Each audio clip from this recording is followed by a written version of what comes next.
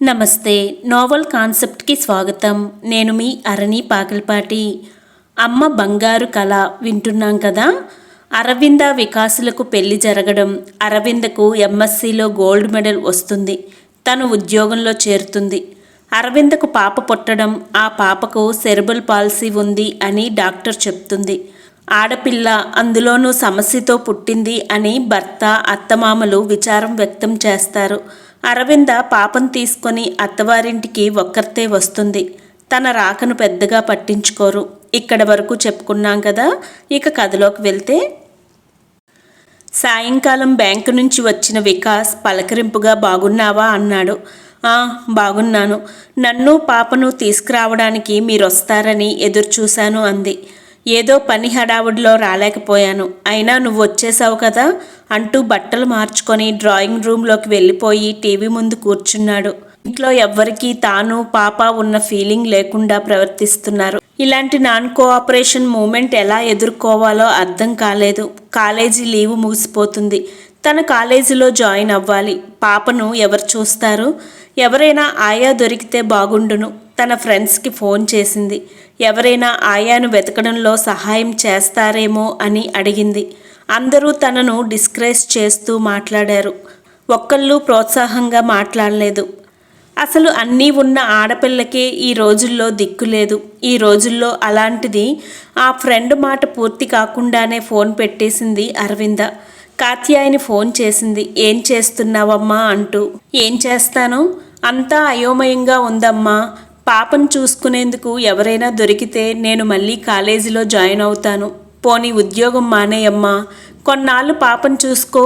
మీ అత్తగారు, మామగారు, భర్త ఎలా ఉన్నారు అని అడిగింది కాత్యాయని. మా అత్తగారు రోజూ గొణుగుడు. నీ అల్లుడేమో తటస్థంగా ఉన్నారు. మామగారు ఏమీ మాట్లాడరు. ఇలాంటి పాప పుట్టడానికి నేనే బాధ్యురాల్ని అన్నట్లుగా ప్రవర్తిస్తున్నారు. ఉద్యోగం మానేస్తే నాకు, నా పిల్లకు భుక్తి ఎలా గడుస్తుందమ్మా? పోనీ ఒక పని చెయ్యి అరవిందా. నువ్వు కాలేజీకి వెళ్తూ పాపను నా దగ్గర దింపి తిరిగి కాలేజీ నుండి వచ్చేటప్పుడు పాపను తీసుకువెళ్దువు గాని అని సలహా ఇచ్చింది. ప్రస్తుతానికి తల్లి సలహాను పాటించడం తప్ప వేరే దారి లేదు. వికాస్ డ్రాయింగ్ రూమ్లోనే పడుకుంటున్నాడు. బెడ్రూమ్లోకి బట్టలు మార్చుకునేందుకు మాత్రమే వస్తున్నాడు. రూములో పడుకోవడానికి అభ్యంతరం ఏమిటో అర్థం కాలేదు. పాప ఉనికిని కూడా అతను భరించలేకపోతున్నాడా? అతనికి రూము వదిలి పాపతో తాను డ్రాయింగ్ రూమ్లో ఉండలేదు. ఉన్నదే 2 బెడ్రూమ్ల అపార్ట్మెంట్. కాలేజీలో జాయిన్ అయ్యింది. పొద్దున్నే లేవడం, ఇదివరలో ఎలా తన రొటీన్ ఉండేదో అలాగే చెయ్యడానికి ప్రయత్నిస్తుంది. కానీ అప్పుడప్పుడు పాప మూలంగా పూర్తిగా ఇంటి పనులు చేయలేకపోతుంది. తను ఇచ్చిన కాఫీ, చేసిన వంట పనికొస్తున్నాయి. కానీ పాప కానీ తాను కానీ ఒక చల్లని మాటకు, చిన్న చిరునవ్వుకు కూడా నోచుకోలేదు. అసలే పాప ఏడుపు చాలా బలహీనంగా ఉంది. ఏడ్చినా ఎవ్వరూ పట్టించుకోవడం లేదు. పసిబిడ్డ పట్ల అంత నిర్దాక్షిణ్యంగా ఎలా ఉండగలుగుతున్నారు? తండ్రిగా వికాస్కు ఏ బాధ్యత లేదా? అదే అన్నీ సక్రమంగా ఉండి ఉంటే వీళ్ళందరూ ఇలాగే ప్రవర్తించి ఉండేవారా? కాలేజీలో జాయిన్ అయింది. ఇంట్లో మాట్లాడేవాళ్ళు ఎవరూ లేరు. కాలేజీలో కొలీగ్స్ అందరి కళ్ళల్లో సింపతి కనపడుతుంది. ఎందుకు వీళ్ళందరూ ఇలా చూస్తున్నారు?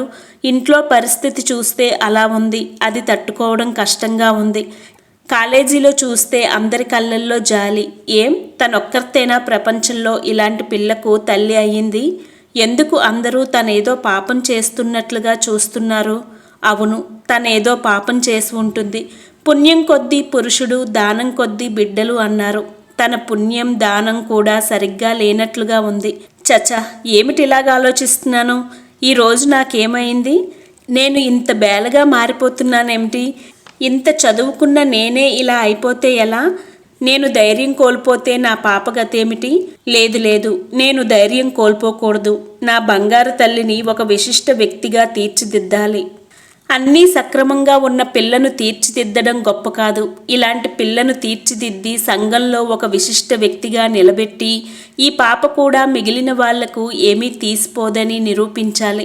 దానికోసం ఎన్ని కష్టాలైనా పడి తీరుతాను. భగవంతుడా, నా ఆత్మవిశ్వాసాన్ని కోల్పోకుండా కాపాడు. ఏదో ఆశించే నాకు ఇలాంటి పాపను ఇచ్చావు. అదేమిటో తెలుసుకునేందుకు ప్రయత్నించి శ్రమిస్తాను. ఇలా ఆలోచించి తనకు తానే ధైర్యం చెప్పుకున్నాక మనసుకు ఒక విధమైన స్వాంతన కలిగింది. అందరితో ఏమీ జరగనట్లే పాత అరవింద్లా మారి సరదాగా నవ్వుతూ మాట్లాడింది. అరవిందను చూసి ఆశ్చర్యపోయిన కాలేజీలో అందరూ నార్మల్గా ఉండడానికి ప్రయత్నించారు. ఉత్సాహంగా క్లాసులకు అటెండ్ అయ్యింది. ఆమె అంటే ఇష్టం ఉన్న స్టూడెంట్స్ వివరాలు అడుగుదామని అనుకున్నారు. అది గ్రహించి నవ్వుతూ మాట దాటవేసి, నా మూలంగా చాలా క్లాసులు మిస్ అయినట్లున్నారు. నా ప్లేస్లో వచ్చిన లెక్చరర్ చెప్పిన పాఠాల్లో డౌట్స్ ఏమైనా ఉంటే అడగండి, క్లియర్ చేస్తాను అంది. లంచ్ టైంలో ఒంటరిగా దొరికేదాకా చూసి అప్పుడు పక్కకు చేరింది పూర్ణిమ అరవింద ప్రాణ స్నేహితులుగా మారారు. కాలేజీలో అయిన ఫ్రెండ్షిప్పే అయినా ఒకరి భావాలు ఒకరికి నచ్చి దగ్గరయ్యారు. పూర్ణిమ కెమిస్ట్రీ లెక్చరర్గా ఆ కాలేజీలో గత 8 ఏళ్లుగా పనిచేస్తుంది. ఆమె భర్త బిజినెస్ మ్యాన్, వారికి 2 పిల్లలు, కాలక్షేపానికి ఉద్యోగం చేస్తుంది. ఇప్పుడు చెప్పు అరవిందా, నాకు విషయం తెలిసినా నిన్ను చూడ్డానికి రాలేదనుకున్నావు కదూ. మా అమ్మగారికి ఒంట్లో బాగుండక నేను కూడా బిజీగా ఉన్నాను. వాళ్ళు ఉన్న ఊళ్ళో వైద్య సౌకర్యం అంతగా లేదు, అందుకని హైదరాబాద్ తీసుకువచ్చాం. ఆవిడ అనారోగ్యంతో నేను కూడా బిజీ అయిపోయాను. నేను వచ్చి నిన్ను ఇబ్బంది పెట్టడం కూడా ఇష్టం లేదు. పాప ఎలా ఉంది? ఏం పేరు పెట్టావు అంది. నువ్వు వచ్చి పెట్టే ఇబ్బంది ఏమీ లేదు, పెట్టవలసిన వాళ్ళు మొదలుపెట్టారు అంటూ భర్త అత్తగార్ల వైఖరి చెప్పింది. అదేమిటి, పాప అలా పుట్టిందంటే దానికి నువ్వు బాధ్యురాలివి కాదు కదా. వాళ్ళ దృష్టిలో నేనే దోషిని. మా అత్తగారికి మగపిల్లవాడు కావాలి, మగపిల్లవాడు పుట్టలేదు సరికదా. ఆడపిల్ల, అందులో ఇలా పుట్టింది. అది ఆవిడ ధోరణి. ఏం చెప్పమన్నావు? వికాస్ స్పందన ఎలా ఉంది అడిగింది పూర్ణిమ. ఎటువంటి స్పందన లేదు. నాతో మాట్లాడడం మానేశాడు. గదిలోకి బట్టలు మార్చుకునేందుకు మాత్రం వస్తాడు. ఇంట్లో ఉన్న టైంలో డ్రాయింగ్ రూమ్లోనే కాలక్షేపం, అక్కడే పడక. అదేమిటి, అంత బాధ్యతారాహిత్యంగా ఎలా ప్రవర్తిస్తున్నాడు? చదువుకున్న మూర్ఖుడిలా ఉన్నాడు. ఈ సమయంలో నీకు తోడుగా ఉంటే నీకెంత మనశ్శాంతిగా ఉంటుంది. అతను స్వార్థపరుడు అనిపిస్తుంది నాకు. జీవితంలో అన్నీ మంచే కావాలనుకునే వ్యక్తి. అతని దృష్టిలో అతను సుఖాలు మాత్రం అనుభవించడానికి పుట్టానని అనుకుంటాడేమో. కష్టాలు అతని దరిదాపులకు కూడా రాకూడదు. అయినా ఇవన్నీ ఆలోచించడం మానేశాను. నాకిప్పుడు ఒకటే ధ్యాస, నా పాపను ఎలా తీర్చిదిద్దాలి అని. అసలు ప్రాబ్లం ఏమిటి అరవిందా? పాపకు సెరిబ్రల్ పాలసీ, కింద పోర్షన్లో మజిల్స్ స్టిఫ్గా ఉన్నాయి. దీన్ని స్పాస్టిక్ డిప్లేజియా అంటారట. ఇంకా ఏ అవయవాలు ఎఫెక్ట్ ఇచ్చాయో తెలియదు. న్యూరో సర్జన్కి చూపించావా? లేదు, ఇప్పటిదాకా నేను ఆ విషయమే ఆలోచించలేదు. మంచి న్యూరో సర్జన్ని కలిసి అసలు పాప పూర్వస్థితిని అవగాహన చేసుకో. ఈ రోజుల్లో ఈ వ్యాధితో ఉన్నవాళ్ళు కూడా చదువుకొని ముందుకు సాగుతున్నారు. నువ్వు సైన్స్ స్టూడెంట్వే కదా, నీకు నేను ఎక్కువగా చెప్పాల్సిన అవసరం లేదు. మన చదువులన్నీ పరీక్షల కోసం చదివినవే పూర్ణిమ. విజ్ఞానం కోసం చదివినవి అంటావా? ఏదో పరీక్షల కోసం బట్టి పట్టడం, ఎలా రాస్తే టీచర్లు మార్కులు వేస్తారా అని ఆలోచించడం, దానికోసం తాపత్రయపడడం తప్ప నిజంగా సబ్జెక్ట్ తరోగా చదువుతున్నామంటావా? ఇదే పద్ధతి మనం ఉపాధ్యాయులం అయ్యాక కూడా అంతా చర్విత చర్వనం అంది అరవింద. అదేమిటి, గోల్డ్ మెడలిస్ట్ కూడా ఇలా మాట్లాడితే మాలాంటి వాళ్ళు ఏమైపోవాలి? అందరికన్నా మరి కాస్త పుస్తకాలు రెఫర్ చేసి రాశాను కాబట్టి నాకు గోల్డ్ మెడల్ వచ్చింది. మధ్యతరగతి సంసారాల్లో పుట్టి బతుకు తెరువు కోసం తడుముకోవడంతో సరిపోతున్నప్పుడు జ్ఞానం కోసం పాకులాడడానికి టైం ఎక్కడిది? అసలు విషయం మర్చి పక్కతోవలు పడుతున్నాం పూర్ణిమ. ఏం చేయమంటావో చెప్పు అంది. రేపు మంచి న్యూరో సర్జన్ని కలిసి పాపను చూపించి అతను ఏమంటారో కనుక్కొని అతని సలహా మేరకు మనం ఏం చెయ్యాలో ఆలోచించవచ్చు అంది పూర్ణిమ. మంచి న్యూరో సర్జన్ ఎవరో ఎలా తెలుస్తుంది? నీ డెలివరీ చేసిన డాక్టర్ని అడుగు, ఆవిడ చెప్తుంది. ఇలాంటి కేసులు డీల్ చేసే ఎక్స్పర్ట్ ఎవరో చెప్పమను అంది. ఈ ఐడియా బాగుంది, అలాగే చేస్తాను అంటూ క్లాసుకు టైం అవ్వడంతో క్లాసుకు బయలుదేరింది. కాలేజీ అవ్వగానే ఇంటికి వెళ్తున్నప్పుడు తల్లికి ఈ విషయం చెప్పింది. ఇక్కడి నుంచే ఫోన్ చేయమ్మా, అపాయింట్మెంట్ తీసుకో, నేను కానీ మీ నాన్నగారు కానీ వస్తాం అంది కాత్యాయిని. అక్కర్లేద్దమ్మా, పూర్ణిమ వస్తానంది. ఇప్పుడే ఫోన్ చేసి మాట్లాడి ఆ న్యూరో సర్జన్తో అపాయింట్మెంట్ తీసుకుంటాను. అరవింద డెలివరీ చేసిన డాక్టర్ పార్థసారథి గారి పేరు సజెస్ట్ చేసింది. నగరంలో ఉన్న న్యూరాలజిస్టులలో సెరిబ్రల్ పాలసీలో బాగా అనుభవం ఉన్న డాక్టర్గా ఆయనకు పేరు ఉంది. ఆయన ఫోన్ నెంబర్ ఇచ్చి అపాయింట్మెంట్ తీసుకోమని తాను కూడా ఫోన్ చేసి చెప్తానని చెప్పింది. పార్థసారథి గారితో మాట్లాడి మర్నాటికి అపాయింట్మెంట్ తీసుకుంది. మర్నాడు కాలేజీ అయ్యాక పాపను తీసుకొని పూర్ణిమతో పాటు డాక్టర్ని కలవడానికి వెళ్ళింది. డాక్టర్ పార్థసారథి గారు సుమారు 50 సంవత్సరాల వయసు ఉన్న వ్యక్తి. ఆయన డబ్బు కోసం కాకుండా వృత్తిని దైవంగా భావించే వ్యక్తి.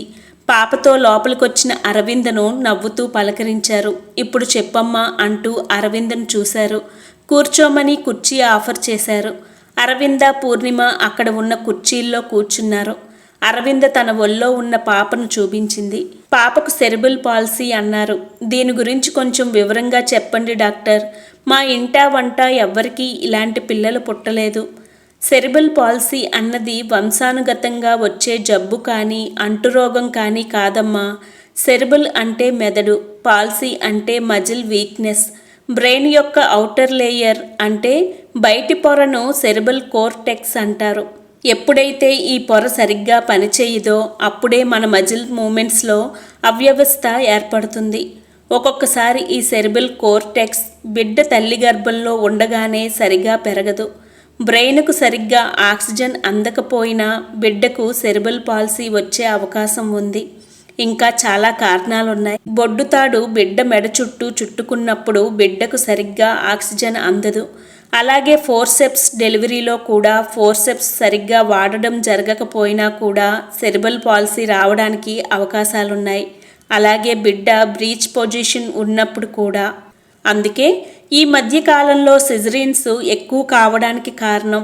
ఇదివరకు రోజుల్లో ఈ అవగాహన లేకపోవడం మూలాన నార్మల్ డెలివరీ కోసం రోజుల తరబడి ఎదురు చూసేవారు. ఇప్పుడు డాక్టర్లు ఎలాంటి రిస్క్ తీసుకోవడం ఇష్టపడక సరైన టైంలో డెసిషన్ తీసుకొని బేబీని కాపాడడానికి ఇలాంటి డేంజరస్ జరగకుండానూ చూస్తున్నారు. మినహాయింపులు ప్రతి చోట ఉంటాయమ్మా. కానీ అన్ని కేసుల్లో కారణాలు ఇవి అని తేల్చడం కష్టం. ఇది క్యూరబుల్ కాదు, కానీ ప్రత్యామ్నాయ పద్ధతుల ద్వారా, కొంత మెడికేషన్ ద్వారా బిడ్డలో మార్పు తీసుకురావచ్చు. ఇందులో ఫిజికల్ థెరపీ ఒకటి. దీంట్లో భాగంగా పేషెంట్ అవయవాలలో బలం రావడానికి, బ్యాలెన్స్, ఫ్లెక్సిబిలిటీ, కోఆర్డినేషన్ తేవడానికి ఎక్సర్సైజుల ద్వారా ప్రయత్నిస్తారు. ఆక్యుపేషనల్ థెరపీ ద్వారా పేషెంట్కు అవయవాల భంగిమలు సరిగ్గా పెట్టడంలోనూ వాళ్ళలో మోటార్ స్కిల్స్ పెంచడంలోనూ ఉపకరిస్తుంది. వారి నిత్యావసరాలకు ఎవరి మీద ఆధారపడకుండా ట్రైనింగ్ ఇవ్వడం ద్వారా వారిలో ఆత్మవిశ్వాసం పెంపొందేటట్లు చేస్తారు. ఇంకా మందులు, ఆపరేషన్ ద్వారా అవయవాలు సరిచేయడం లాంటివి కూడా ఉన్నాయి. వీరికి ప్రత్యేకమైన స్కూల్స్ ఉన్నాయి. కాబట్టి నేను చెప్పేదేమిటంటే పరిస్థితులను మనకు అనుగుణంగా మలుచుకుంటూ పోవాలి. పరిస్థితులకు భయపడకుండా ఎదురొడ్డి నిలిచి పోరాడితే విజయం ఎప్పుడూ మనదే అంటూ అతను మాట్లాడిన విధానానికి ముగ్ధురాలవుతూ తనలో కొత్త ధైర్యాన్ని నింపుకుంది. ప్రస్తుతం నీ బేబీ ఏ స్టేజ్లో ఉందన్నది చెప్పడం కష్టం. కింది భాగం స్టిఫ్గా ఉంది. బహుశా పైభాగం బాగానే పనిచేయవచ్చు. దీనిని స్పాస్టిక్ డిప్లేజియా అంటారు. పాప కొంచెం పెద్దదై కదలికలు మొదలుపెట్టాక అసలు పాప మజిల్స్ ఏ స్టేజ్లో ఉన్నాయో అర్థమవుతాయి. Nothing to worry. మళ్ళీ కొద్ది రోజుల తర్వాత వచ్చి కలువు. పాప మూమెంట్స్ నోటీస్ చేస్తూ ఉండు. అలాగేనండి, మరి సెలవు తీసుకుంటాను అంటూ లేచింది అరవింద. తనకు తెలియని ఎన్నో విషయాలు తెలుసుకున్నాననుకుంది పూర్ణిమ. ఇంత ఆలస్యమైంది, ఎక్కడికి వెళ్ళావు అన్నాడు వికాస్ ఇంటికి తిరిగి వచ్చిన అరవిందను చూసి. పాపను న్యూరో సర్జన్ దగ్గరకు తీసుకువెళ్ళాను. ఏమన్నాడు? ఏమైనా బాగుపడుతుందన్నాడా? డాక్టర్ గారు చెప్పినవి వివరంగా చెప్పింది. భర్త ఆ మాత్రం పాపను గురించి అడిగినందుకు ఆనందపడిపోయింది. ఓ సింతేనా? ఏమాత్రం ఫీజు తీసుకున్నాడు? ఒక్కసారి మనసు చివుక్కుమంది అరవిందకు. ఏమిటి మనిషి, ఇతన్ని ఎలా అర్థం చేసుకోవాలి? డాక్టర్ అన్నాక ఫీజు పుచ్చుకోడా? బ్యాంకులో తను చేసే పనికి జీతం పుచ్చుకోవటం లేదు. ఆ భాషా ప్రయోగం ఏమిటి? ఇంతకన్నా ఈ మనుషుల గురించి ఆలోచించి తన మనసు పాడు చేసుకోవడం వేస్ట్ అనుకుంది. ఆ రోజు పొద్దున్నే నిద్రలేచిన అరవిందకు అత్తగారి సనుగుడు వినపడింది. ఆవిడ తను వినాలనే మాట్లాడుతుంది. ఏమోనమ్మా, ఇలాంటి సంతానం మా ఇంట వంట లేదు. అందుకే మా కాలంలో పిల్లను తెచ్చుకున్నప్పుడు ఇటు 7 తరాలు అటు 7 తరాలు చూడాలని అన్నారు. చక్కని పండంటి కొడుకును కంటుందనుకుంటే ఇలాంటి పిల్లను కంది, ముదనష్టు పిల్ల. ఆ ముక్కతో అరవింద కోపం నశాలానికి అంటుకుంది.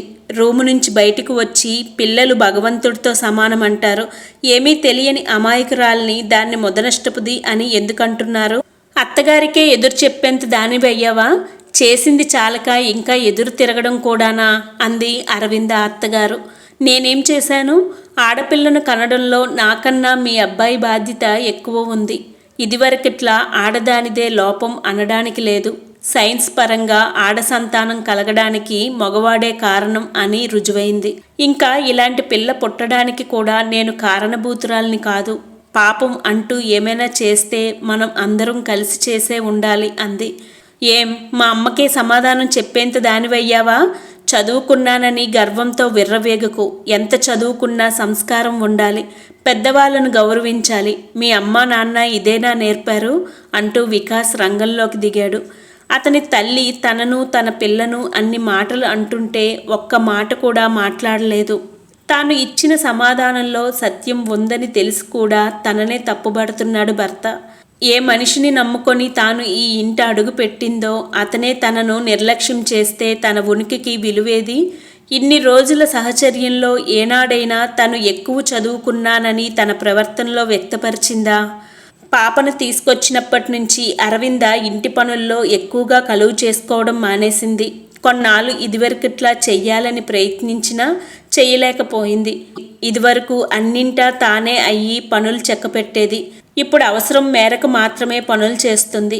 నిర్మలకు సుఖం మరిగి ఇప్పుడు మళ్ళీ పని చెయ్యాలంటే కొంచెం ఇబ్బందిగా ఉంది. జీతం కూడా చాలా భాగం అత్తగారికిచ్చేది. ఇప్పుడు పాప పేరున డబ్బు జమ చేయడం, పాప ఖర్చుకు కొంత డబ్బు ఉంచుకోవడంతో ఆర్థికంగా కూడా ఆమె సహాయం తగ్గిపోయింది. తనను తన పిల్లను ఆదరిస్తే తన కూడా ఇదివరకట్లాగే ఉండేదేమో, కానీ అలా జరగలేదు. రుచి మరిగిన పులి వేట దొరకకపోతే ఎలా భీకరంగా ప్రవర్తిస్తుందో నిర్మల పరిస్థితి కూడా అలాగే ఉంది. ఇన్నాళ్ళు కోడలు లాభసాటి అనుకుంది. దానికి వ్యతిరేకంగా మారడంతో ఇంట్లో అరవింద పట్ల ఆమె ప్రవర్తన రోజురోజుకు కొత్త పుంతలు తొక్కుతుంది.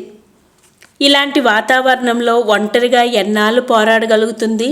ఒంటరి పోరాటం చాలా కష్టం. దానికి చాలా విల్ పవర్ కావాలి. ప్రతి క్షణం మనసును కూడదీసుకుంటూ ఉండాలి. తల్లి ద్వారా విషయం తెలుసుకున్న మిత్రవింద, ఆనంద్ ఏమైనా సహాయం కావాలంటే చేస్తామన్నారు. ఎవరు మాత్రం ఏం చేయగలరు? ఎవరి పనులు వాళ్ళకుంటాయి. తమ సంసారాలు పనులు మానుకొని ఎవ్వరూ ఏమీ చెయ్యలేరు. భర్త సహకారం ఉండి ఉంటే చాలా సంతోషకరమైన విషయం. కానీ తనకు ఆ అదృష్టం లేదు. మిత్రవింద చెల్లెలు పరిస్థితి తెలుసుకొని బాధపడింది. అది ఏం పాపం చేసిందని దేవుడు దానికి ఈ శిక్ష వేశాడు? ఎప్పుడూ నవ్వుతూ సరదాగా ఉంటూ అందరికీ సహాయం చెయ్యాలని తాపత్రయపడే చెల్లికి తన ఇంట్లోనే సహాయం దొరక్కపోవడం ఎంత విచిత్రమైన విషయం. తనకన్నా తక్కువ చదువుకున్నవాడు తనకు భర్తగా లభిస్తే అడ్డు చెప్పలేదు. వికాస్ కూడా ఆ విషయంలో పట్టింపు లేదని తెలిసి అతను అభ్యుదయ భావాలు ఉన్నవాడిగా భావించి ఎంతో సంతోషించారు. అతను తన చెల్లెల్ని స్వార్థంతోనే చేసుకున్నాడా? దాని సంపాదన ద్వారా తన ఆర్థిక పరిస్థితి మెరుగుపడుతుందని ఆశించాడా? అన్నీ జవాబు దొరకని ప్రశ్నలు. కాలేజీ స్టాఫ్ రూమ్లో అడుగుపెట్టిన అరవిందకు కొత్త మనిషి కనపడడంతో ఎవరై ఉంటారా అని ఆశ్చర్యంగా చూసింది. మంచి స్ఫురద్రూపి, చామన ఛాయ్తో సుమారు 35 సంవత్సరాల వయసు ఉండవచ్చు. ఆమె మనసులో ఆలోచనలు పసిగట్టినట్లు తనను తానే పరిచయం చేసుకున్నాడు. హలో, నా పేరు అభినవ్. నేను కొత్తగా ఈ కాలేజీకి వచ్చాను. ఇంగ్లీష్ నా సబ్జెక్ట్. నాలాగే మిమ్మల్ని మీరు పరిచయం చేసుకుంటే మనం ఒకళ్ళనొకరు తెలుసుకోవచ్చు. ఒక దగ్గర పని చేస్తున్నప్పుడు ఆ మాత్రం బాంధవ్యం ఉండాలి కదా.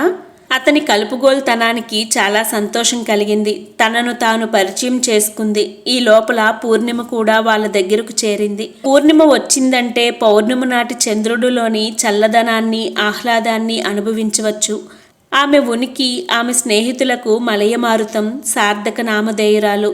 తనను తాను పరిచయం చేసుకుంటూ మీరు అంటూ ఆర్ధోక్తిలో ఆగిపోయింది. అభినవ్ కొత్తగా వచ్చారట. ఇంగ్లీష్ ఆయన సబ్జెక్ట్ అంది అరవింద. ఓహో, ఆంగ్ల పండితులా? అయితే మన ఇంగ్లీష్ కరెక్ట్ చేసుకోవాలి అంది నవ్వుతూ. ఆ, ఆంగ్ల పండితున్నే. ఏం, మీరు తెలుగులో చెప్తారా పాఠాలు అన్నాడు. కాదు కానీ మీ అంత భాషా స్వచ్ఛత మాకెక్కడిది? నేను కూడా మీ దగ్గర ఇంగ్లీష్ పాఠాలు నేర్చుకుంటాను అంది పూర్ణిమ. మీకు ఆంగ్లం నేర్పడానికి నాకేమీ అభ్యంతరం లేదు, కానీ దానికి కొంత ఖర్చు అవుతుంది హోల్ మొత్తంగా అంటూ రావు గోపాలరావు స్టైల్లో అన్నాడు. పకపక నవ్వారు అరవింద పూర్ణిమలు. చాలా రోజుల తర్వాత మనసారా నవ్వింది అరవింద. చాలా కొద్ది కాలంలోనే మంచి లెక్చరర్గా, స్నేహశీలిగా, జోవియల్ పర్సన్గా మంచి పేరు సంపాదించుకున్నాడు. స్టాఫ్ అంతా అతని సాన్నిహిత్యాన్ని కోరుకునేవారు.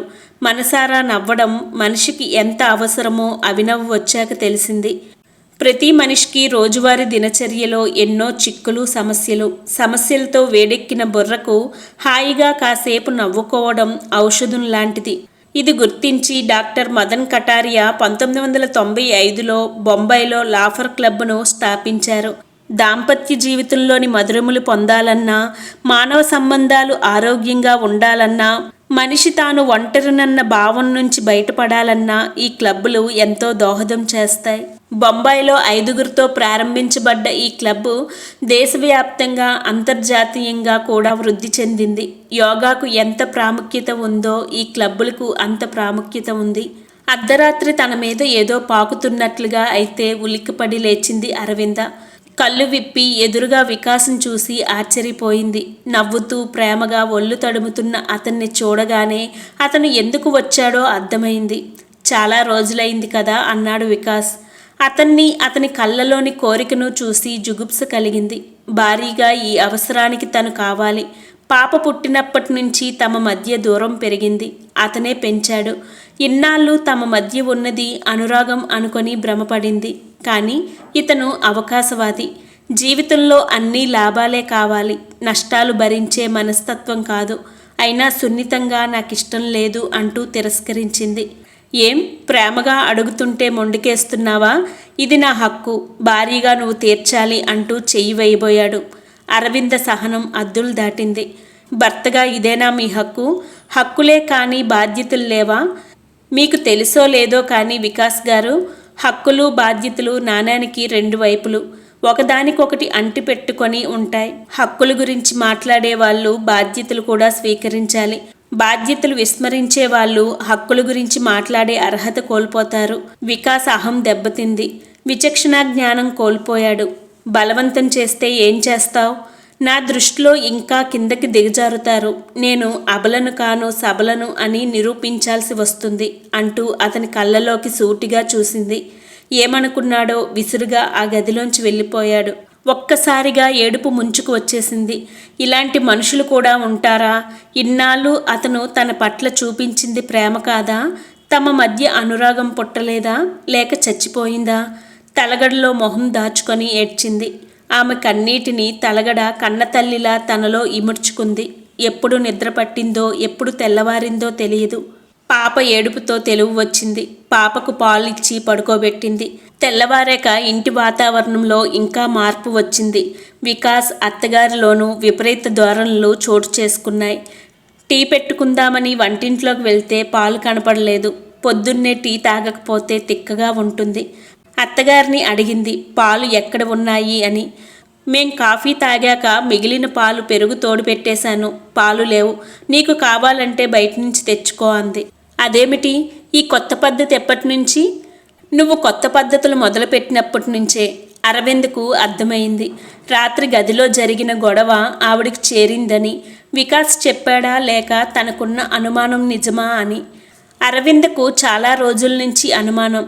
తమ గదిలో మాట్లాడుకునే మాటలు అత్తగారు తలుపు బయట నుంచి వింటుందని. ఎందుకంటే తమ మాటల మధ్యలో ఎప్పుడైనా సడన్గా లేచి తలుపు తీసేసరికి తత్తరపాటుగా వెళ్తున్న అత్తగారు చాలాసార్లు కంటపడింది. ఆమెతో వాదనకు దిగడం ఇష్టం లేక పాప పాలపొడితో టీ పెట్టుకొని తాగి పాపను తయారు చేసి కాలేజీకి బయలుదేరింది. ఒకరోజు వికాస్ విసుక్కోవడం అరవింద్ చెవిన పడింది. దరిద్రం, ముదనష్టు పిల్ల, కర్మకాలి మా ఇంట్లోనే పుట్టాలా? ఇది పుట్టాక ఈ ఇంటికి శని దాపురించింది. జీవితంలో ఉన్న ఆనందం అంతా అరించుకుపోయింది. ఇప్పటిదాకా జీవితంలో కష్టం అన్నది ఎరుగను, అలాంటిది ఈ పిల్ల రూపంలో దరిద్రం కష్టాలు మూటగట్టుకు వచ్చాయి. ఎందుకలా అంటారు? కన్నతండ్రి అనాల్సిన మాటలేనా అవి? అది కావాలని అలా పుట్టిందా? ఎవరు అలాంటి పుట్టిక కావాలని కోరుకోరు. మీరు కొంచెం నోరు కట్టడి చేసుకుంటే బాగుంటుంది అంది అరవింద. అయ్యో అయ్యో, ఇదెక్కడి సోద్యమే? మొగుడన్న గౌరవం లేకుండా వాడిని అంతలేసి మాటలు అంటావా? ఏం ఆయనన్న మాటలు బాగున్నాయా? ఒక్కసారి చెంప చెల్లుమంది. నిర్గాంతపోవడం అరవింద వంతయింది. పశువులా తన చెంప చెల్లుమనిపించిన భర్తను ఉక్రోషంగా చూసింది. నువ్వేం మహాపతివ్రతవు కావులే. నువ్వు కోపంగా చూస్తే మాడి మసవడానికి మా అమ్మకే సమాధానం చెప్తావా? చదువుకున్నానన్న పొగరు రోజురోజుకు ఎక్కువవుతుంది. ఏడుపును నిగ్రహించుకుంటూ లోపలికి వెళ్ళిపోయింది. వికాస్ ముందు ఏడ్చి తనను తాను చులకన చేసుకోదలుచుకోలేదు. ఏమిటి వీళ్ళ ఉద్దేశం? రోజు ఇంట్లో ఇలా గొడవలు సృష్టించి వాళ్ళు ఏమి సాధిద్దామని చూస్తున్నారు? తన నుంచి తన కూతురు నుంచి విముక్తి కావాలా? తామిద్దరిని వదిలించుకునేందుకు ఇవి మార్గాలా అని అనుకుంది. ఎందుకో అరవిందకు అమ్మమ్మ అన్న మాటలు జ్ఞాపకానికి వచ్చాయి. మనిషికి మధ్య ఉండే అనుబంధాలు సందర్భాన్ని బట్టి మారుతూ ఉంటాయి. మనిషిలో స్వార్థం చోటు చేసుకున్నప్పుడు అనుబంధాల్లో నిజాయితీ లోపిస్తుంది. కొత్త భావాలకు మార్గాలు ఏర్పడతాయి. ఇంట్లోని వాతావరణం రోజురోజుకు నరకంలా మారిపోతుంది. కాలేజీలో గడిపే జీవితమే కాస్త ప్రశాంతత తెచ్చిపెడుతుంది. పూర్ణిమ సహచర్యం, అభినవ్ జోక్స్ ఎడారిలో ఒయాసిస్లా ఉన్నాయి. కానీ ఇంట్లో ఇలాంటి వాతావరణంలో తాను ఎన్నాళ్ళు గడపాలి? పాపను ఇలాంటి వాతావరణంలో సక్రమంగా పెంచగలుగుతుందా? తల్లిని సలహా అడిగింది. ఏమంటుంది ఆ తల్లి? సర్దుకుపొమ్మని సలహా ఇచ్చింది. తండ్రిని అడిగేంత చనువు లేదు. పూర్ణిమను అడిగింది. ఒక్క క్షణం ఆలోచించి విడాకులిచ్చేయంది. అతను కోరుకుంటున్నది కూడా అదేనేమో. పాపను భరించే శక్తి అతనికి ఎలాగూ లేదు. ఉన్నా అతని తల్లి ఊరుకోదు. నా జీతం వాళ్ళకి ఇవ్వడం మానేశాను కాబట్టి నేను పాప కూడా వాళ్లకు అక్కర్లేదు. విడాకులు ఇస్తానంటే బహుశా చాలా సంతోషిస్తాడని నా అభిప్రాయం అంది అరవింద. నువ్వుగా విడాకులు కోరితే పాపకు నీకు అతని నుంచి ఆర్థిక సహాయం ఏమీ దొరకకపోవచ్చు. నాకు ఈ పరిస్థితుల్లో కావాల్సింది ప్రేమానుబంధాలు, ఆర్థిక సహాయం కాదు. భార్యాభర్తల అనుబంధాలు డబ్బుతో ముడిపడి ఉంటాయంటావా? ఒకరికొకరు కష్టసుఖాల్లో తోడు నీడిగా ఉండాలనే కదా పెళ్లినాటి ప్రమాణాలు చెప్పేవి. సుఖాలు నావి కష్టాలు నీవి అనే మొగడితో ఉండే అనుబంధానికి అర్థం ఏముంటుంది? సరే, కొన్నాళ్ళు వేచి చూడు. భగవంతుడే దారి చూపిస్తాడు. అసలు భగవంతుడనే వాడు ఉన్నాడంటావా? ఉన్నాడనే ప్రపంచం నమ్ముతుంది కదా. నువ్వు ఏ పేరు పెట్టినా ఏ రూపం ఇచ్చినా మన ఆత్మసంతృప్తికే. మనం ఏ మతం అనుసరించినా అందరూ నమ్మేది అంతర్లీనంగా మనందరినీ నడిపే శక్తి ఒకటి ఉంటుందన్నది నిర్విధాంసం. హేతువాదానికి అందనప్పుడు మనిషి ఆశ్రయించేది దేవుణ్ణే. కొంతమంది మహాత్ముల సిద్ధాంతంలో ఆత్మే భగవంతుడు. అందుకే అహం బ్రహ్మోస్మి అన్నారు. నిన్ను నువ్వు తెలుసుకొని ఆత్మసాక్షాత్కారం పొందితే భగవంతుణ్ణి దర్శించినట్లే.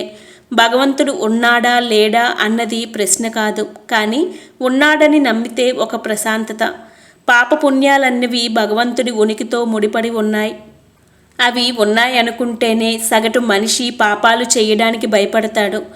భగవంతుడు లేడు, పాపపుణ్యాలు ట్రాష్ అనుకున్న నాడు మానవులు మృగాలుగా మారిపోవడానికి ఎక్కువ అవకాశాలున్నాయి.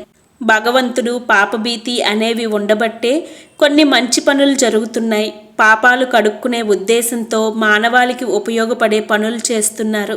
నువ్వు ఏ గురువును ఫాలో అవుతావు? నిజానికి నేను ఏ గురువును ఫాలో అవ్వను. మనం ఎవరిని ఫాలో అవుతున్నామని కాదు అరవింద. మహాత్ముల బోధలు వినడం వల్ల, వాళ్ళ రచనలు చదవడం వల్ల ఒక ఆత్మసంతృప్తి, చైతన్యం కలుగుతాయి. ప్రపంచంలో సుఖాల్ని అంటిపెట్టుకొని కష్టాలు కూడా ఉన్నాయి. అన్నీ మన మనసుకే. రెంటిని అనుభవించక తప్పదు. అలాంటప్పుడు మనం మనసును నియంత్రించుకుంటే మనం అనుకునే కష్టాల్ని అధిగమించవచ్చని నా అభిప్రాయం. నా ప్రవచనం ఎక్కువైనట్లుంది. ఈ రోజుకి ఇది చాలే. ఏది ఒకసారి హాయిగా నవ్వు అంది పూర్ణిమ. నిజంగా మనసారా నవ్వింది. సృష్టిలో తీయనిది స్నేహమేనోయి అన్నది ఎంత నిజం. ఒకరోజు అభినవ్ అడిగాడు, పాపకు ఏం పేరు పెట్టారని. అప్పుడు స్ఫురించింది, పాపకు పేరు పెట్టలేదని. తను అమ్మ తప్ప అందరి పిల్లల్లా దాన్ని ముద్దు చేసేవాళ్ళు ఎవరూ లేరు. ఇంకా పాపకు పేరు పెట్టలేదు. ఎందుకు? మరి ఏమని పిలుస్తున్నారు అడిగాడు అభినవ్.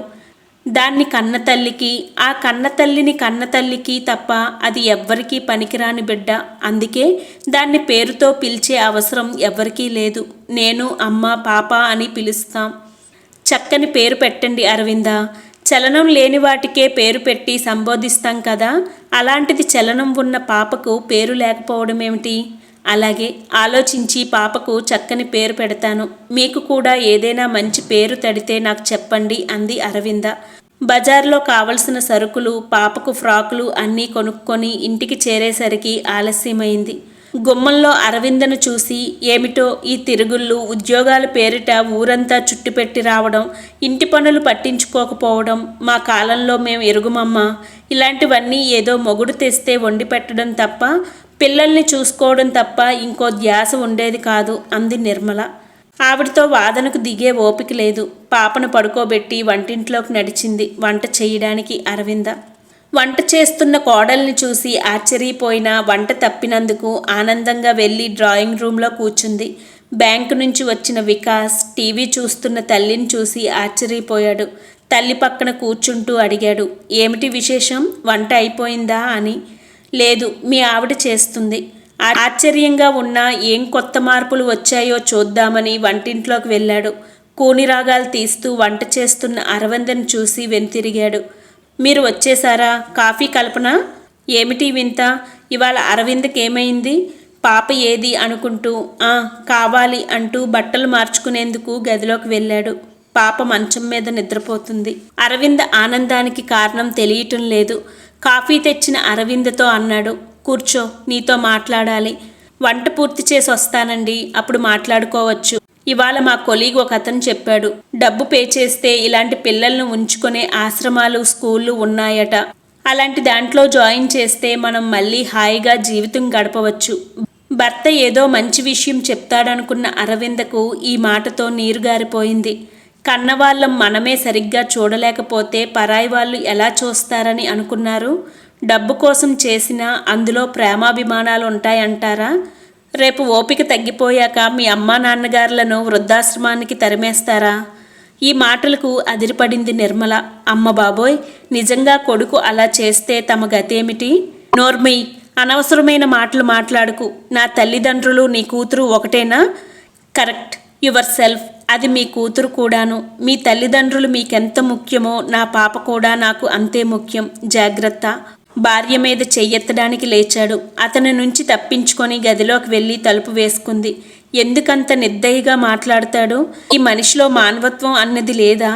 తనకు పనికిరాని వస్తువును విసర్జించినట్లుగా జీవమున్న వాటి విషయంలో కూడా అలాగే ప్రవర్తిస్తారా? ఇంట్లో తిరిగే కుక్క పిల్లికి చూపించేంత జాలి కూడా కన్న కూతురు పట్ల చూపలేడా ఈ మహానుభావుడు? ఇలాంటి మనిషితో రోజు పోరాడుతూ ఒంటరిగా తాను పాపను పెంచగలుగుతుందా? భార్య పోయినా, భార్యకు విడాకులు ఇచ్చిన మరుక్షణమే పెళ్ళికొడుగ్గా మారిపోతాడు. పిల్లలున్నా పెళ్ళికొడుగ్గా మారడానికి అభ్యంతరం లేదు. పిల్లలకు తల్లి కావాలన్న వంకతో పెళ్లికి సిద్ధమవుతాడు. అదే ఆడదానికి ఆ సూత్రం వర్తించదు. నూటికో కోటికో ఒకరికి అయిన దాఖలాలు ఉన్నాయేమో కానీ అందరి ఆడవాళ్లకు ఆ అదృష్టం లేదు. పిల్లల కోసం ఒంటరి పోరాటం సాగిస్తుంది. అందుకే సంసారాన్ని కాపాడడంలో వీలైనంతగా సర్దుకుపోవడాలు, త్యాగాలు ఆడవారి తరపు నుంచే. స్టాఫ్ రూమ్లో కూర్చొని నెక్స్ట్ క్లాస్కి ప్రిపేర్ అవుతుంది అరవింద.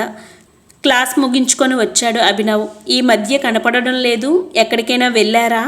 చిన్న పని ఉండి ఊరు వెళ్ళాను. మీరెలా ఉన్నారు? మామూలే, రొటీన్ వర్క్, ఏం మార్పు లేదు. ఒక జోక్ చెప్పనా? మీ రొటీన్ నుంచి కాస్త రిఫ్రెష్ అవుతారు. ఒకరోజు నా కొలీగ్ వాళ్ళ అమ్మాయిని తీసుకొని పళ్ళ దుకాణానికి వెళ్ళాడు. అక్కడ అన్ని రకాల పళ్ళు ఉన్నాయి. అతను పైనాపిల్ మీద చేయి పెట్టడం చూసి వాళ్ళ అమ్మాయి, నాన్న నాకు పైనాపిల్ వద్దు, కింద యాపిల్ కావాలి అందట. ముందు వాళ్ళ అమ్మాయి ఏమందో అర్థం కాలేదు. ఒక నిమిషం తర్వాత అర్థమయ్యి దుకాణం వాడు అతను విరగబడి నవ్వారట. తనకు తెలియకుండానే విరగబడి నవ్వింది. అతని హాస్య ధోరణికి మనసు ఉల్లాసంగా మారుతుంది. ఇతను జోక్స్ భాండాగారం పెట్టుకు తిరుగుతాడా? ఎప్పుడూ ఎంత ఉల్లాసంగా ఉంటాడు. అనుకూలవతి అయిన భార్య, చక్కని పిల్లలు ఉండి ఉంటారు. అందుకే అంత ఆనందంగా ఉండగలుగుతున్నాడు. భగవంతుని సృష్టిలో అందరూ దురదృష్టవంతులే ఉండరు కదా. అరవింద్కు ఇంట్లో రోజు రోజుకు కష్టాలు ఎక్కువవుతున్నాయి. ఒకరోజు పాలు ఉండవు, స్నానం చేద్దామంటే వేడి నీళ్లు ఉండవు. పెద్దది కాబట్టి తను సర్దుకుంటుంది. పాపకు చన్నీళ్లు పొయ్యాలంటే కష్టం కదా.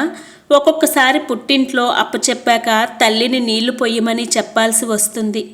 అత్తగారు భర్త కావాలనే ఈ పనులన్నీ చేస్తున్నారన్న విషయం అర్థమవుతుంది. ఇలాంటి పరిస్థితుల్లో తానేం చెయ్యాలి? ఈ విషయాన్ని పూర్ణిమతో చెప్పింది. వాళ్ళు కావాలనే చేస్తున్నారు, సందేహం లేదు. ఓపిక పట్టినన్నాళ్ళు ఓపిక పట్టావు, ఇంకా బయటికి వచ్చేయడమే మంచిదనుకుంటున్నాను. ఈ విషయంలో మీ అమ్మా నాన్నగారులను సంప్రదించి వాళ్ళ అభిప్రాయం ఏమిటో అడుగు. నీకు ఆర్థిక స్వాతంత్రం ఉంది. నీ భర్త కోరిక కూడా నీ అంతట నువ్వు బయటకు వెళ్ళాలనే. పొమ్మనలేక పొగపెట్టారన్న సామెత ఉంది కదా. పాప కోసం పెరాంబులేటర్ కొంది.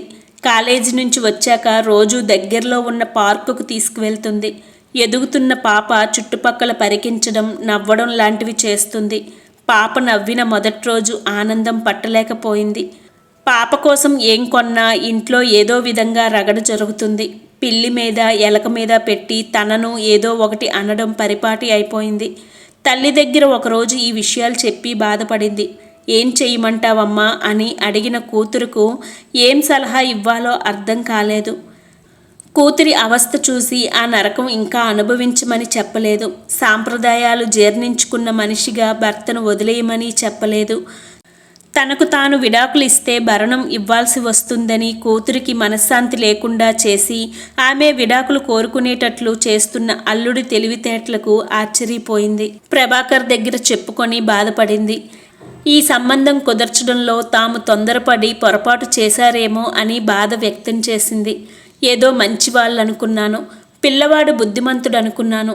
పరిస్థితులు ఇలా మారతాయని నేను మాత్రం అనుకున్నానా కాత్యాయని? ఏమిటో ఆ పిల్ల అలా పుట్టడం, ఆదరించని మొగుడు, అత్తామామ, దాని బాధ చూడలేకపోతున్నాను.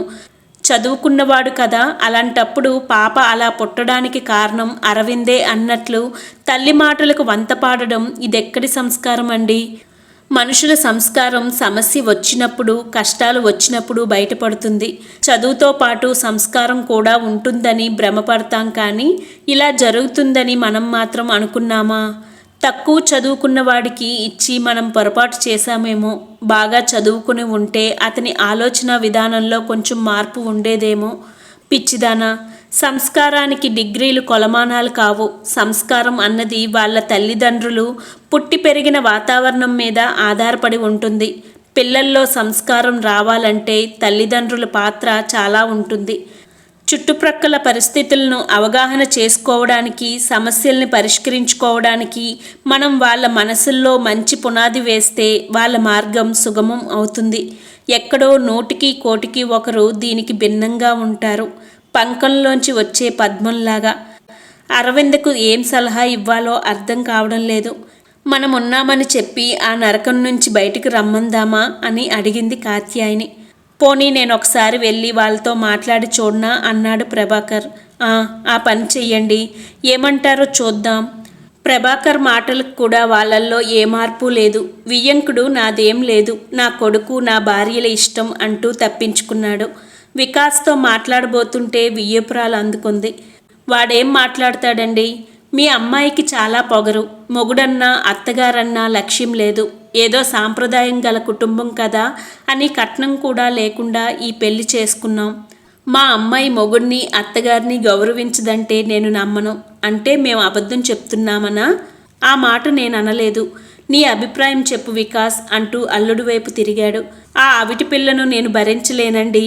ఆ పిల్లను ఎక్కడైనా వదిలిపెట్టేస్తే నాకు మీ అమ్మాయితో కాపురం చేయడానికి అభ్యంతరం లేదు అన్నాడు వికాస్.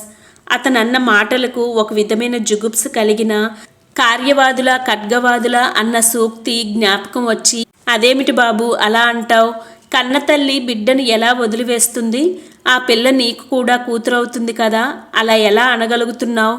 నాకదంతా తెలియదండి. మా ఇంట వంట ఇలాంటి సంతానం ఎవరికీ లేదు.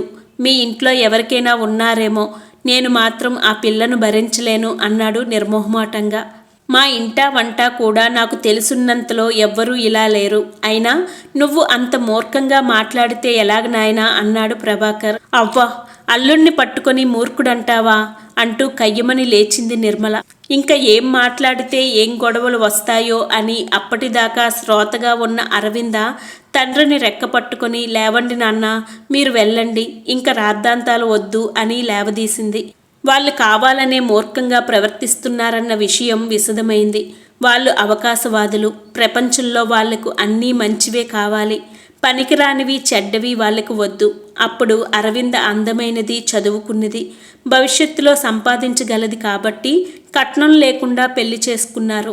ఇప్పుడు కూడా కూతురు వద్దు, కానీ అరవింద కావాలి. అరవింద సంపాదన కావాలి, అది పూర్తిగా వాళ్ళ సొంతం కావాలి. మగపిల్లవాడు పుట్టకపోవడానికి, లోపం ఉన్న పిల్ల పుట్టడానికి అన్నిటికీ బాధ్యురాలు తన కూతురే అని మాట్లాడే వాళ్లను ఏమనాలి? తల వంచుకొని బయటికి నడిచాడు ప్రభాకర్. అరవింద వికాస్ నుంచి విడిపోవడానికి నిశ్చయించుకుంది. ప్రభాకర్ కాత్యాయని కూడా వద్దనలేదు.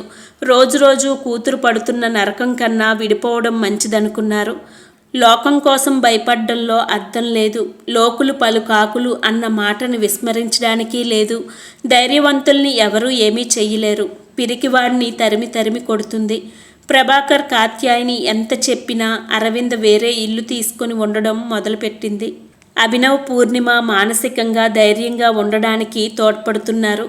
పాప కొంచెం పెద్దదవుతుంది. ఒకరోజు ఉన్నట్టుండి అరవిందకు అనిపించింది పాప పుట్టాక ఏ ఫంక్షన్ చెయ్యలేదని. అంతే. ఆ ఏడాది పాప పుట్టినరోజు జరపాలని నిశ్చయించుకుంది. ఆ నిర్ణయానికి హర్షం తెలిపారు అభినవ్, పూర్ణిమలు. అరవిందను అభిమానించే వాళ్ళందరూ వచ్చారు. హర్షించిన వాళ్లను అరవింద పిలవలేదు. పాప పుట్టినరోజు ఎంతో ఆనందంగా గడిచింది. పూర్ణిమ భర్త, పిల్లలతో వచ్చింది. అభినవ్ ఒంటరిగా వచ్చాడు. అభినవ్, మీ భార్య పిల్లల్ని తీసుకువస్తే దిష్టి కొడతామని అనుకున్నారా అంది అరవింద. ఏమో, అలా అనుకునే తీసుకురాలేదు. మా ఆవిడ అసూర్యం పశ్య అంటూ నవ్వుతూ తప్పించుకున్నాడు. అరవింద ఇంకా ఆ విషయాన్ని రెట్టించలేదు. ఆ రోజు అరవిందలోని ఉత్సాహాన్ని చూశాక కాత్యాయని, ప్రభాకర్ కూడా ఎంతో సంతోషించారు. ఇప్పుడు అరవింద జీవితం పూర్తిగా మారిపోయింది. ప్రశాంత వాతావరణం నెలకొంది. పాప కోసం రకరకాల పాటలు ఉన్న క్యాసెట్స్ కొంది. ఆహ్లాదకరమైన వాతావరణంలో మానసిక వికాసం చక్కగా జరుగుతుంది. పొద్దున్న లేస్తూనే ఎంఎస్ సుబ్బలక్ష్మి విష్ణు సహస్రనామం, భజగోవిందం శ్లోకాలు, ఆవిడ పాడిన మీరా భజన్లు ఒకటి తర్వాత ఒకటి అలా నడుస్తూ ఉంటాయి. ఆ పాటలకు తనతో పాటు పాప కూడా ఆనందిస్తున్న అనుభూతి కలుగుతుంది. పాపను చూడ్డానికి ఎవరైనా ఆయాను చూడాలి. తల్లి మీద ఆధారపడడం అంత మంచిది కాదు. ఇంకా ఎన్నాళ్ళు ఆవిడ ఈ బాధ్యత మోయాలి? ఆవిడకు విశ్రాంతి కావాలనుకుంది. అపార్ట్మెంట్లో ఎక్కువగా ఎవరితో కలిసేది కాదు. పాపలో ఉన్న లోపాన్ని ఎత్తి చూపుతూ మాట్లాడే మాటల నుంచి, జాలి చూపుల నుంచి పాపను దూరంగా ఉంచడమే శ్రేయస్కరం అనుకుంది. పాప బోర్లా పడ్డం లాంటివి చెయ్యలేకపోయినా అరవిందను గుర్తుపట్టడం, నవ్వడం లాంటివి చేస్తుంది. కాలేజీ నుంచి వచ్చాక పాపను పార్కుకు తీసుకువెళ్ళడం ఆమె నిత్యకృత్యం అయిపోయింది. ఒకరోజు అరవింద కాలేజీ నుంచి వచ్చేసరికి ఇంటి ముందు ఉన్న చెప్పులు చూసి ఆశ్చర్యపోయింది. తమ ఇంటికి వచ్చే చుట్టాలు ఎవరున్నారబ్బా అనుకుంటూ. సోఫాలో కూర్చున్న చిన్న ఆడబడుచును చూసి ఆశ్చర్యపోయింది. అత్తవారింటితో బంధాలు తెగిపోయాయని అనుకుంది. ఇప్పుడు ఈమె రాకలో ఏ ఆంతర్యం దాగుంది? అన్నగారికి తనకు సయోధ్య కుదర్చడానికి వచ్చిందా, లేక తాను ఎలా బతుకుతుందో ఎంక్వైరీ చేయడానికి వచ్చిందా? వదినా, బాగున్నారా అంటూ పలకరించింది. బాగున్నాను. ఎంతసేపు అయింది వచ్చి? కాఫీ అది తీసుకున్నారా? జ్యోతి అంటూ పిలిచింది అరవింద. అన్ని మర్యాదలు అయ్యాయి. మమ్మల్ని ఎప్పుడూ చూడలేదు కదా, అందుకని ముందు లోపలికి రానివ్వడానికి భయపడింది. పక్కింటి ఆంటీ వచ్చి కూర్చొని వివరాలు సేకరించాక నమ్మకం కుదిరి లోపలికి రానిచ్చింది అంది. అమెరికా నుంచి ఎప్పుడు రాక? నువ్వు ఒక్కరితివే వచ్చావా, లేక మీ ఆయన కూడా వచ్చారా అడిగింది అరవింద. ఆయన కూడా వచ్చారు వదిన. జ్యోతితో పాటు పాపను తీసుకొని పార్కుకు వెళ్ళారు. సరే, నేను బట్టలు మార్చుకొని వస్తాను అంటూ లోపలికి వెళ్ళింది. ఆడబడుచు ఎందుకు వచ్చిందన్న ప్రశ్న మనసులో మెదులుతుంది.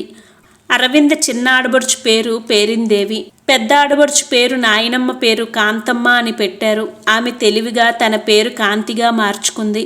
చిన్న ఆడబడుచుకు అమ్మమ్మ పేరు పేరమ్మ అయితే పేరిందేవిగా మార్చిపెట్టారు. వికాస్కు మోడ్రన్ పేరు పెట్టారో లేకపోతే అతను కూడా తర్వాత మార్చుకున్నాడో తెలియదు. పేరిందేవి వికాస్ కన్నా చిన్నది. చిన్నతనంలోనే కావలసిన సంబంధం అంటూ పెళ్లి చేసేశారు. ప్రకాష్ కూడా పెళ్లినాటికి చిన్నవాడే. పెళ్లినాటికి చదువుకుంటున్నాడు. పై చదువులకు అమెరికా వెళ్ళి అక్కడే సెటిల్ అయ్యాడు. అరవింద వికాసుల పెళ్లికి వచ్చారు. మళ్ళీ ఇండియా రాలేదు. అందుకే వీళ్ళ గురించి ఎక్కువ వివరాలు తెలియవు. చనువు కూడా లేదు. ఎప్పుడైనా ఫోన్లో మాట్లాడినా అన్నగారితోనూ తల్లితోనూ మాట్లాడేది. పెద్ద ఆడబడుచు ఏదో వంకన తరచూ పుట్టింటికి వచ్చేది. కానీ ఎక్కువగా తల్లి గుణాలు పుణికిపుచ్చుకోవడంతో తామిద్దరి మధ్య సాన్నిహిత్యం పెరగలేదు. చెప్పమ్మా, ఏమిటి విశేషాలు? ఈ వదిన మీద నీ చూపు ఎలా మళ్ళింది? అన్నయ్య మళ్ళీ పెళ్లి చేసుకున్నాడు. ఆహా, అలాగా. అదేమిటి వదిన, నీకేం అనిపించడం లేదా? అసలేం జరిగింది? నాకిక్కడి విషయాలు ఏమీ తెలియవు. అమ్మ ఫోన్ చేసి అన్నయ్య పెళ్ళి అంటే ఆశ్చర్యం కలిగింది. ఒకసారి ఫోన్ చేసినప్పుడు పాప ఇలా పుట్టిందని చెప్పారు తప్ప మిగిలిన వివరాలు నాకు కానీ మా ఆయనకు కానీ తెలియవు. అన్నయ్య నీకు విడాకులు ఇచ్చాడా? అసలేం జరిగింది? అలా అని మీ అన్నయ్య చెప్పారా? అడిగింది అరవింద. లేదు, నేను అనుకుంటున్నాను. నీకు విడాకులు ఇవ్వకపోతే ఈ పెళ్లి చెల్లదు కదా. నిజమే, నేను విడాకులు ఇవ్వలేదు. నేను అడ్డు చెప్పననుకొని ఉంటారు. అయినా ఇలా అంటున్నానని ఏమీ అనుకోకు. ఎందుకంటే వాళ్ళు నీ వాళ్ళు ఎలాంటి వాళ్ళంటే అవసరమైతే నా చరిత్ర మీద పేడ విసిరి వాళ్ళు చేసింది సరి అయినదని నిరూపించగల సమర్థులు. మీ అమ్మగారు అన్నయ్యలతో రాబట్టలేని విషయాలు నాతో రాబడదామని వచ్చావా అమ్మా? అంది బాధగా. చచా, లేదు వదినా. నువ్వంటే నాకు మొదటి నుంచి ఒక విధమైన గౌరవం, ప్రేమ. నిన్ను చూసిన కొద్దిసేపట్లోనే నీ వ్యక్తిత్వాన్ని అర్థం చేసుకున్నాను. అందుకే పెళ్లిలోనే అనుమానపడ్డాను. మా ఇంట్లో నువ్వు మనగలవా అని. మా వాళ్ళ సంగతి నాకు తెలుసు కదా. అదేమిటి, ఆ ఇంట్లో పుట్టిన నువ్వు మీ వాళ్లకు వ్యతిరేకంగా మాట్లాడుతున్నావు? నేను మొదటి నుంచి అంతేలే. అందుకే మా ఆయన నువ్వు ఆ ఇంట్లో తప్పు పుట్టావంటారు. నువ్వు నమ్మినా నమ్మకపోయినా ఇది మాత్రం నిజం. ఏమనుకోకమ్మా, బాగా గాయపడి ఉన్నానేమో. ఎవరిని నమ్మబుద్ధి కావడం లేదు. మీ అన్నయ్య మళ్ళీ పెళ్లి చేసుకున్నా నాకేమీ అభ్యంతరం లేదు. నన్ను పెట్టిన టార్చర్కు నాకేమీ బదులు తీర్చుకోవాలన్న కోరిక కూడా లేదు. నాకిప్పుడు ఒకటే లక్ష్యం, నా పాపను నార్మల్ చైల్డ్ లాగా పెంచాలి. పోనీలే వదిన, నువ్వు ఎక్కడ ఉన్నా సుఖంగా ఉండడమే నాకు కావాలి. పాప నిజంగా ముద్దొస్తుంది. ఏం పేరు పెట్టావు? స్ఫూర్తి అని పేరు పెట్టాను. నా జీవితానికి ఒక స్ఫూర్తిని కలిగించింది కదా, అందుకని ఆ పేరు పెట్టాను. అది అందరి పిల్లల్లాంటిది అయితే నేను కూడా ప్రవాహంలో కొట్టుకుపోయే ఒక ఇసుక రేణువై ఉండేదాన్ని. అలా కాకుండా నా జీవితానికి ఒక ఛాలెంజ్గా తయారైంది నా పాప. ఎవ్వరికీ అక్కర్లేని పాపగా కాక అందరూ గొప్పగా చెప్పుకునే పాపగా తీర్చిదిద్దుతాను. బాగుందొదిన, చాలా సంతోషం. ఇంత విశిష్ట వ్యక్తిత్వం, ధైర్యం ఉన్న నువ్వు నా వదిన అంటే నాకు చాలా గర్వంగా ఉంది అంది దేవి. పాపతో తిరిగొచ్చాడు దేవి భర్త ప్రకాష్. అతన్ని సాదరంగా ఆహ్వానించింది. బాగున్నారా అని అడిగాడు. మీరిద్దరూ ఇలా రావడం చాలా సంతోషంగా ఉంది అంది అరవింద. మాకిక్కడ జరిగిన విషయాలు సరిగ్గా తెలియవు. ఎక్కడో దూరాన ఉన్నాం కదా. సడన్గా ఫోన్ చేసి అత్తయ్య గారు వికాస్కు పెళ్ళి అంటే మాకు అర్థం కాలేదు. వివరాలు అడిగితే ఫోన్లో చెప్పలేదు. పిల్లల్ని మా ఫ్రెండ్స్ దగ్గర వదిలి వారం రోజులకు వచ్చాం. పెళ్ళికైతే వచ్చాం కానీ మీరు ఏమయ్యారు, ఈ పెళ్ళేమిటి అని ఎంత అడిగినా అత్తయ్య గారు, మావయ్య గారు, వికాస్ కానీ ఎవరూ చెప్పలేదు. పెళ్ళి అయ్యాక మీ రూమ్లో కూర్చుంటే మీ విజిటింగ్ కార్డు చూడడం తటస్థించింది. మీ కాలేజీకి ఫోన్ చేస్తే మీ అడ్రస్ దొరికింది. ఊరికి వెళ్ళిపోతున్నామని చెప్పి ఇక్కడికి వచ్చాం. ఇంకా పెళ్లి హడావుడిలో ఉన్నారు కాబట్టి మేం ఏ ఊరు వెళ్తున్నామని పట్టించుకోలేదు. అమ్మా నాన్న కాక తానంటే ప్రేమ, ఆప్యాయత కనబరిచే వాళ్ళు దొరికేసరికి అరవిందకు కన్నీళ్లు ఆగలేదు. దేవి మాటలతోనే కడుపు నిండినట్లుగా అయ్యింది. ప్రకాష్ కూడా ఆప్యాయంగా మాట్లాడేసరికి నిగ్రహించుకోలేకపోయింది. దేవి వదిన పక్కన కూర్చొని ఆమె కన్నీళ్లు తుడిచి, బాధపడుకు వదిన, నీ మనసులో ఉన్నది మాతో పంచుకో. మేమిద్దరం నీ మనుషులం అని అనుకో. నిలదొక్కుకొని పాప పుట్టినప్పటి నుంచి జరిగిందంతా పోసగుచ్చినట్లు చెప్పింది. వాళ్ళిద్దరూ ఒక్క మాట మాట్లాడకుండా శ్రోతలయ్యారు. అంతా విన్నాక ఇంక ప్రశ్నలు వేయడం అనవసరం అనుకున్నారు. ప్రకాష్ ముందుగా నోరు విప్పాడు. వరుసకు మనం అన్నా చెల్లెళ్ళం అవుతాం. నేను అరవింద అని పేరు పెట్టి పిలుస్తాను. నన్ను ప్రకాష్ అనండి. ఇక అసలు విషయానికి వస్తే సెరిబ్రల్ పాలసీ పిల్లలకు స్పెషల్ స్కూల్స్ ఉన్నాయి. వీళ్ళు ప్రత్యేక శిక్షణ పొందిన ఉపాధ్యాయులు పరిరక్షణలో అన్నీ నేర్చుకుంటారు. ఇందులో కొంతమంది నార్మల్ ఇంటెలిజెన్స్తో ఉండి మిగిలిన పిల్లలతో సమంగా ఐక్యూ లెవెల్ ఉన్న నార్మల్ స్కూల్స్లో చదవడంతో కొన్ని లోపాలు ఉన్నాయి. మామూలు స్కూల్స్లో వీల్చైర్కు అనుగుణంగా దారులు కట్టి ఉండవు. స్పెషల్ స్కూల్స్లో వీటికి అనుగుణంగా క్లాస్ రూమ్స్ నిర్మించబడి ఉంటాయి. రెండవది, వీళ్ళు మిగిలిన పిల్లల్లా ఆటల్లో పాల్గొనలేరు. వాళ్లతో పోల్చుకొని ఆత్మన్యూన్యతాభావం పెంపొందించుకునే అవకాశం ఎక్కువగా ఉంటుంది. అందరూ తనలాంటి వాళ్లే ఉన్న చోట ఆత్మన్యూన్యతకు లోనయ్యే అవకాశాలు చాలా తక్కువ.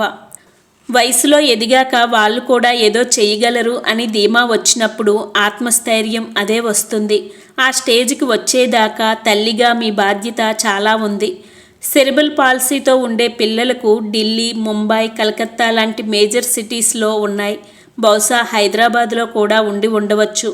సెరిబ్రల్ పాలసీ గురించి, అటిజం గురించి నాకు తెలిసినంత వరకు మన వాళ్ళల్లో అవగాహన అంత లేదన్నది నా ఉద్దేశం. దీనికి ఉదాహరణ మా ఫ్రెండ్ వాళ్ళ కజిన్ గురించి చెప్తాను. మా ఫ్రెండ్ కజిన్ మేనరకం చేసుకున్నాడు. పెళ్ళైన 2 ఏళ్లకు పండులాంటి బాబు పుట్టాడు. బాబుకు 2 ఏళ్ళు వచ్చేదాకా తల్లిదండ్రులు గ్రహించలేకపోయారు. అందరి పిల్లల్లా బాబు ప్రవర్తించడం లేదు. నవ్వు కూడా నార్మల్ కాదు. గట్టిగా నవ్వుతాడు. కొన్నింటికి స్పందిస్తాడు, కొన్నింటికి స్పందించడు. ఎంతోమంది డాక్టర్లకు చూపించారు. విసిగి వేసారిపోయారు. అనుకోకుండా అతనికి అమెరికా ఛాన్స్ వచ్చింది. భార్య పిల్లలతో అమెరికా వెళ్ళిపోయాడు. అతని ఉద్యోగం న్యూయార్క్ టైమ్స్లో. అతని ఉద్యోగరీత్యా ఇలాంటి కేసుల్ని పరిశీలించడం జరిగింది. అతనికి కావలసిన సమాచారం సేకరించగలిగాడు. వాళ్ళ బాబును అక్కడ డాక్టర్కు చూపించాడు. బాబుకు సెరిబ్రల్ పాలసీ. అది జెనెటిక్ డిజార్డర్తో వచ్చింది. బహుశా దగ్గర సంబంధం కూడా కారణం అయి ఉంటుంది. ఈ డిజార్డర్ తర్వాత పుట్టబోయే పిల్లలకు రాకుండా ఉండాలంటే అతని భార్య గర్భవతి అయినప్పటి నుంచి ట్రీట్మెంట్ ఇస్తే ఆ పిల్లలకు ఈ ప్రాబ్లం రాదని తెలిసింది. ఆ తర్వాత అతనికి 2 పిల్లలు పుట్టారు. 2 నార్మల్. చదువులో చాలా చక్కగా రాణించి ఇప్పుడు టాప్ పొజిషన్లో ఉన్నారు. పెద్దవాడిని స్పెషల్ స్కూల్లో వేశారు. విన్న ప్రతి పాట పాడడానికి ప్రయత్నిస్తాడు. సంగీతం అంటే ఇష్టం. మాటల్లో క్లారిటీ ఉండదు. ట్యూన్ ఉన్నది ఉన్నట్లుగా పాడతాడు. నచ్చిన పాట విన్నప్పుడు అతని కంఠం అతనికి తెలియకుండానే పెరిగిపోతుంది. ఎన్వలప్స్ చేయడంలో ప్రావీణ్యత సంపాదించాడు. అదే ఇండియాలో ఉంటే ఆ తల్లికి ఆ ప్రాబ్లం ఉన్నట్లుగా కనిపెట్టగలిగేవారో లేదో నాకు తెలియదు. కాబట్టి నేను చెప్పేదేమిటంటే అరవింద, దీని గురించి తెలిపే బుక్స్ సేకరించి వీలైనంత చదవండి. ఇంటర్నెట్ ద్వారా కూడా దీని గురించి డేటా సేకరించవచ్చు. దీని మీద రీసెర్చ్ ఎంతవరకు జరిగింది, ఇలాంటి విషయ సేకరణ చేసి మనోస్థైర్యంతో ముందుకు సాగండి. అవసరం అనుకున్నప్పుడు మా సహాయం ఎప్పుడూ ఉంటుంది. పాప పోషణకు ఒక ఆయాను పెట్టుకోండి. పాప పెద్దదవుతున్న కొద్దీ బాత్రూంకు తీసుకువెళ్ళడానికి మీ ఒక్కరి వల్ల కాదు, ఇంకొక మనిషి ఉంటే మీకు అన్ని విధాలా సౌకర్యంగా ఉంటుంది. మీరు కాలేజీకి వెళ్ళినప్పుడు కూడా ఒక మనిషి అవసరం కదా అన్నాడు. జ్యోతిని అందుకే పెట్టుకున్నాను. కొంతవరకు జ్యోతిది నాలాంటి చరిత్రే. రాగా పోగా ఆమెకు పిల్లలు పుట్టలేదని తన్ని తగిలేశాడు ఆమె భర్త. లోపం ఎవరిలో ఉందో నిర్ధారణ కాలేదు. కానీ తప్పు దీని మీద తోసి మళ్ళీ పెళ్లి చేసుకున్నాడు. ఎక్కడా పని దొరకలేదు. ఒకరోజు ఆకలికి ఆగలేక బస్టాండ్లో అడుక్కుంటూ నా కళ్ళ పడింది. డబ్బులు ఇవ్వబోయాను. నా మొహంలో ఏం చూసిందో పనిప్పించమని అడిగింది. ఆమె కళ్ళల్లో నిజాయితీ గుర్తించి చేరదీశాను. నిండా 25 ఏళ్ళు లేకుండానే జీవితంలో చేదు అనుభవాలు చవిచూసింది. ఆమె నాకు తోడు, నేను ఆమెకు తోడు అంది అరవింద. వంటయిందక్క, భోజనాలకి లేవండి అంటూ వచ్చింది జ్యోతి. పాపేది? నిద్రపోతుందమ్మా. జ్యోతి వచ్చాక పాప విషయంలో నాకు నిశ్చింత. ఇదివరకు అమ్మ చూసేది. నడవండి భోజనానికి అంటూ లేచింది అరవింద. ఎంత వద్దనుకున్నా వికాస్ పెళ్ళి అరవింద మనసులో అలజడి రేపింది.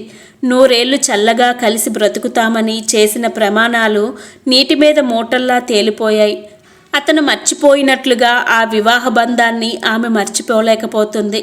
కథ కొనసాగుతుంది. నచ్చినట్లయితే లైక్ చేయండి, షేర్ చేయండి, సబ్స్క్రైబ్ చేయండి. Thank you.